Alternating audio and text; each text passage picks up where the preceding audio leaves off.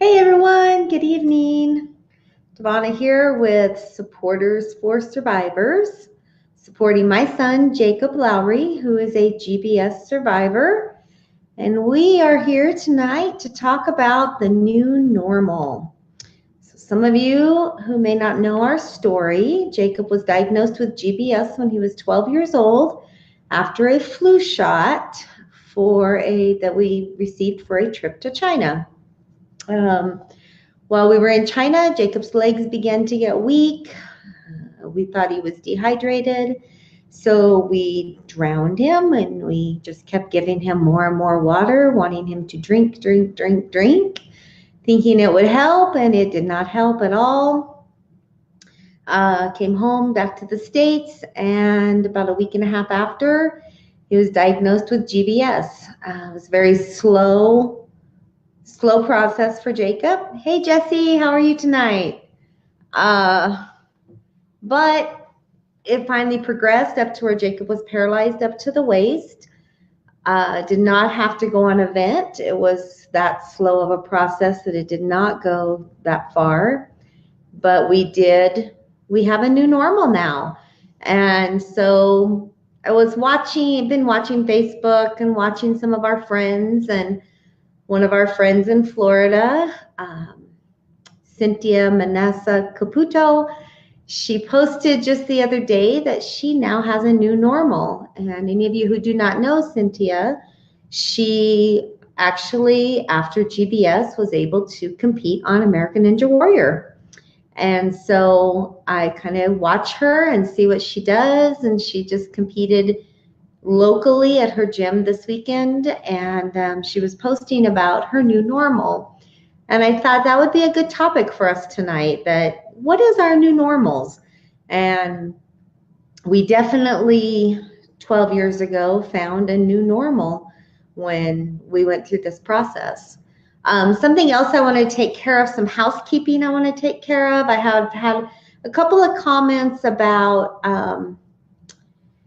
things that people might want to say, might want to have some conversation on, that us supporters, we deal with our own bout of feelings and our own emotions, depression, frustration, different things that we go through as supporters, that I know the survivors go through the same things, but it's totally different. Hey, Erica, how are you tonight? Um, so some of the comments that I've been getting is that there's people who would like to talk about those things, but because we stream on so many channels, we're streaming on It's a Patient Thing. We're being brought to you by It's a Patient Thing.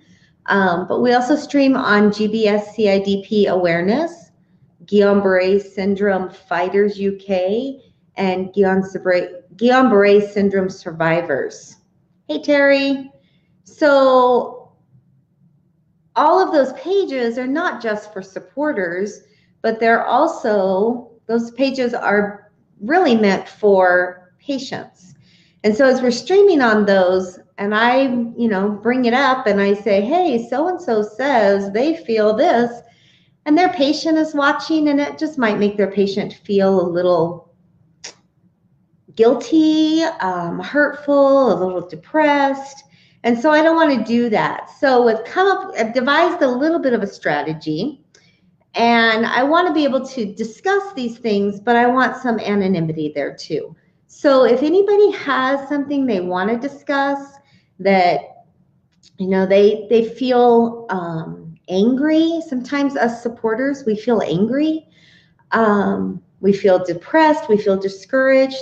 If there's something that you want to talk about and you don't want your name mentioned, if you want to just private message me, and that way you don't have to post it on any of the groups or any on the pages, just private message It's a Patient Thing, and I'll get your messages, and I'll read those questions or comments or concerns without your name attached to it. Because I know that there's so many people that are feeling the same way, that nobody would know who you were just by me reading your comment. So if you want to private message me those things, that's how I think I can handle it and still keep it anonymous, and because we want to support our patients, but we don't want our patients to feel guilty about their pain or about their crabbiness. I mean, let's face it, sometimes our patients get crabby, and it goes with it. It's part of the territory. It goes with it. And I know Jacob's watching, so whatever I say, Jacob's going to hear, and that's okay. But I want him to be able. I want you guys to feel comfortable and feel like you can make comments or ask me questions or, say whatever you want to without that patient knowing that you're, I don't want to say complaining, but sometimes we need to complain. Sometimes we need to vent, and our patient is not who we need to vent to. So over on Guillain-Barré syndrome survivors, we've got Kelly. Hey, Kelly. And Rebecca. Rebecca says her husband got GBS in 2014. He, to this day, still has nerve pain and other issues. It's hard. It's very hard. Jacob was diagnosed in 2007, and he still has nerve pain every day, and it's hard to watch him. He took a fall today, and I'm probably going to get a private message that says, "Mom, you shouldn't have said that." But he took a spill today, and as a supporter, as a mom, it was kind of scary. I know that fall is not going to cause him to have GBS again or have a relapse, but knowing how bad a fall hurts for someone who isn't in pain, and knowing how much worse it is for Jacob, who is in pain all the time, because he took a doozy of a fall. So he's doing better. He's up walking. He's not limping anymore. He was limping pretty bad when he first fell, but he's back up walking again, and he's doing okay. He's going to be sore tomorrow, but those are things that we deal with every day. That's part of our new normal, is we think of those things, as the nerve pain. What can we do to help the nerve pain during the day?